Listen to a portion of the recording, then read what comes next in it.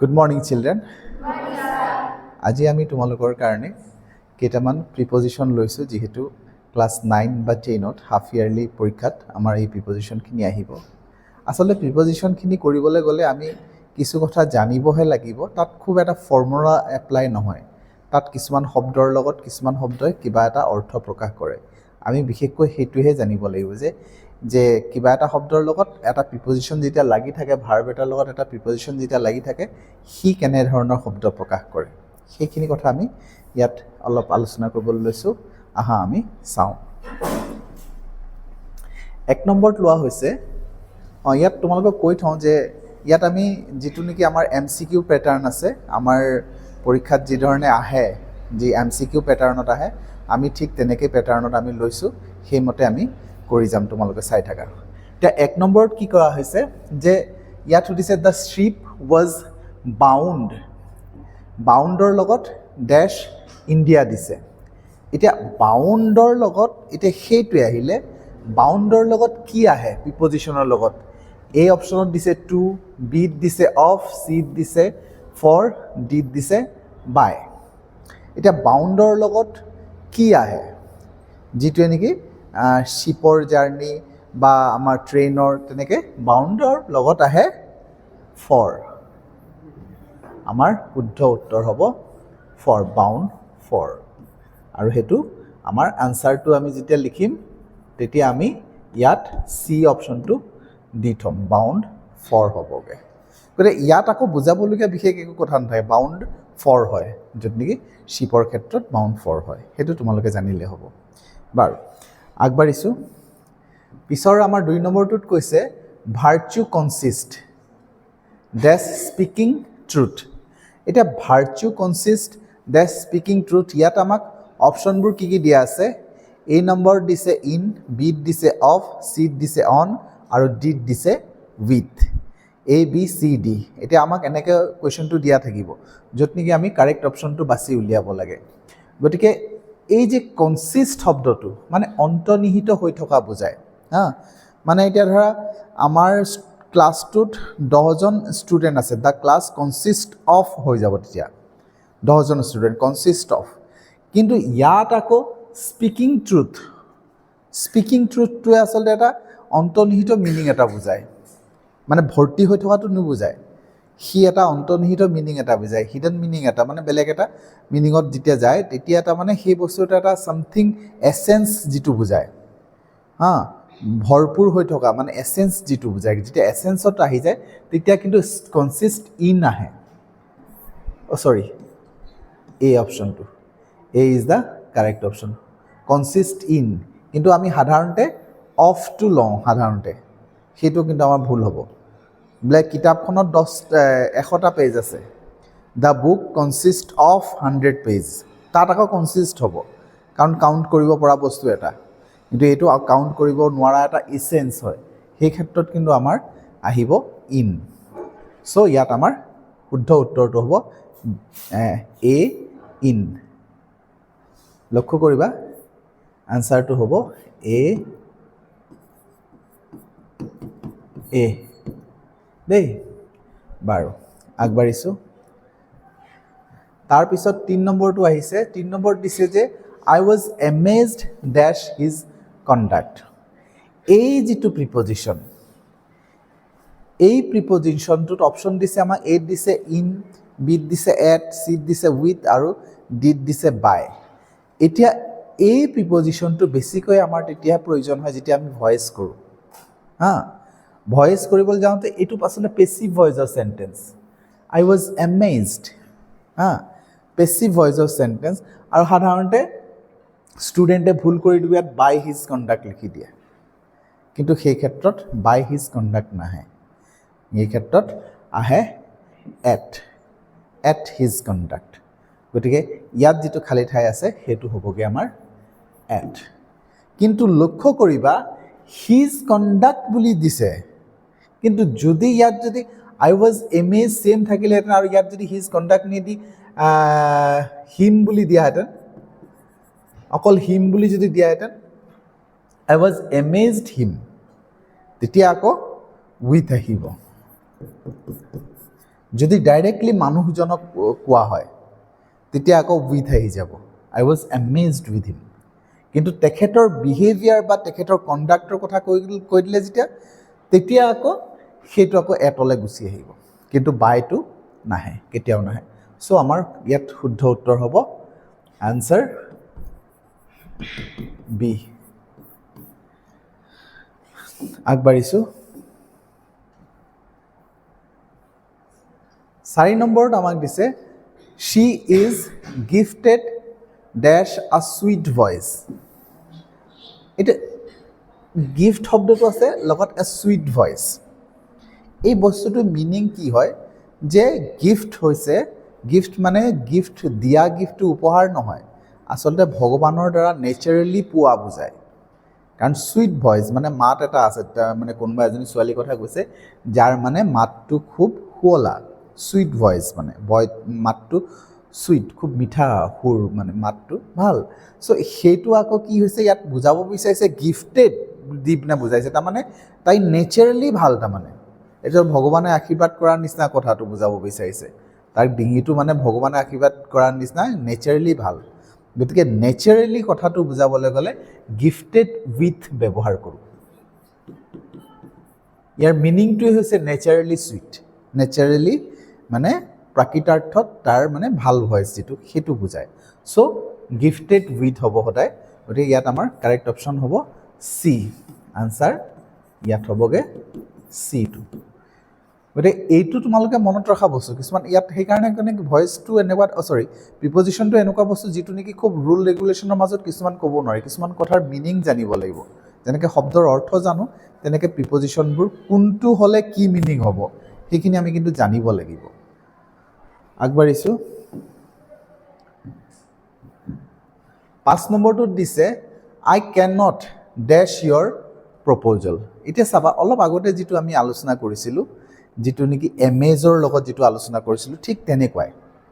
আচ্ছা, agri two ইয়াত কি হয়, ইয়াত এগ্ৰিৰ লগত আমাৰ টু হ'ব পাৰে, উইথো হ'ব পাৰে, সন্মত হোৱা।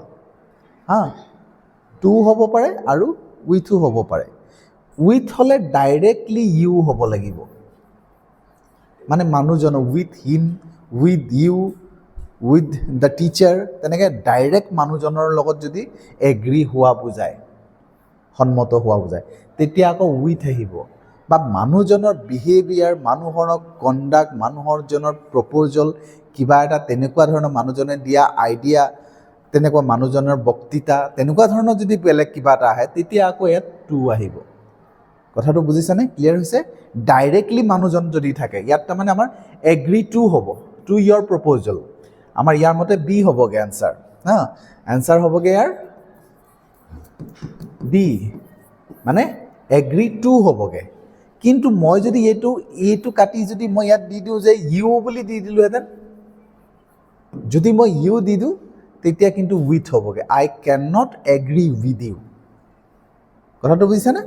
চ' সেই ডিফাৰেঞ্চটো তোমালোকে কৰিব পাৰিব লাগিব যে মানুহজন ডাইৰেক্ট হ'লে কিন্তু উইথ হয়। এমেজৰ লগতো যদি আমাৰ ডাইৰেক্ট মানুহজন যদি থাকে, এমেজ ইউ বুলি যদি থাকিলেহেঁতেন তেতিয়া উইথ হ'লেহেঁতেন, আৰু নহ'লে তাত এড হৈছে। ইয়াত তেনেকৈ এড নহয়, ইয়াত টু হয়, এগ্ৰি টু। ঠিক আছে, আগবাঢ়িছোঁ। 6 নম্বৰটো কৈছে যে I have great regard dash my teachers. এতিয়া ৰিগাৰ্ড শব্দটো যিটো কোৱা হয়, ৰিগাৰ্ডৰ লগত এটা শব্দ মানে প্ৰিপজিশ্যন এটা লগাই দিয়া হয়, সেই প্ৰিপজিশ্যনটো লাগি গ'লে সি অৰ্থটো তাৰ সন্মান বুজায়, আৰু সেই প্ৰিপজিশ্যন হৈছে regard for. I had great regards বা ৰিগাৰ্ড, এই ৰিগাৰ্ড ফৰ শব্দটো লাগিলে তেতিয়া তাৰমানে এইটো সন্মান বুজায়। চ' মোৰ টিচাৰসকলৰ প্ৰতি মানে মোৰ খুব গ্ৰেট সন্মান আছে, বহুত সন্মান জনাওঁ। চ' সেই ৰিগাৰ্ড ফৰ আহি যাব। গতিকে আমাৰ ইয়াত শুদ্ধ উত্তৰ হ'ব ডি অপশ্যন। ইয়াৰ এনচাৰটো হ'ব ডি। চ' এইটো আকৌ তোমালোকে জানিব লাগিব যে ৰিগাৰ্ড ফৰে সন্মান বুজায়। চ' সেইটো যেতিয়া জানিম তেতিয়া আমি ইজিলি সেইটো কৰিব পাৰিম। আগবাঢ়িছোঁ। 7 নম্বৰটো কৈছে যে আই ৱাজ ছাৰপ্ৰাইজড, সেই একেধৰণৰ আকৌ পাইছোঁ। ঠিক তেনেকৈ যেনেকৈ আছিলে কণ্ডাক্ট, আই ৱাজ এমেজড পাইছিলোঁ, মনত আছেনে 2 নম্বৰ বা 3 নম্বৰ? ঠিক তেনেকুৱা ছেইম এইটো ছাৰপ্ৰাইজ, এমেজড কোৱা, ছাৰপ্ৰাইজ কোৱা, এষ্টনিজ কোৱা, শব্দবোৰ বেলেগ হ'ব পাৰে কিন্তু তাৰ প্ৰিপজিশ্যনেল ফ্ৰেজবোৰ একেটাই হয়। এমেজড আহি গ'ল, এষ্টনিজড আহি গ'ল, ভেক্সড আহি গ'ল, তাৰপিছত ছাৰপ্ৰাইজ আহি গ'ল, এনেকুৱা শব্দবোৰৰ লগত প্ৰিপজিশ্যনৰ পেটাৰ্ণবোৰ ছেইম থাকে। ঠিক তেনেকৈ ইয়াত এট হ'ব, কাৰণ হিজ কণ্ডাক্ট আছে। হিজ কণ্ডাক্ট যেতিয়া আছে তেতিয়া আমাৰ ইয়াত এট হ'ব। আনচাৰটো হ'ব চি, আনচাৰটো চি, এট হ'ব। কিন্তু যদি ঠিক এইটো যদি মই কাটি দিওঁ, যদি ইউ দি দিওঁ, আই ৱাজ ছাৰপ্ৰাইজ উইথ ইউ, তেতিয়া আকৌ বা হিম দি দিওঁ বা ফাদাৰ দি দিলোঁ, আই ৱাজ ছাৰপ্ৰাইজ উইথ ফাদাৰ, তেনেকৈ আহি যাব। বা কাৰোবাৰ নাম দি দিওঁ ডাইৰেক্টলি, তেনেকৈ তেতিয়াহ'লে সেইটো উইথ আহি যাব। গতিকে ছেইম তেনেকুৱা হ'ব, আনচাৰটো চি হ'ব, এট।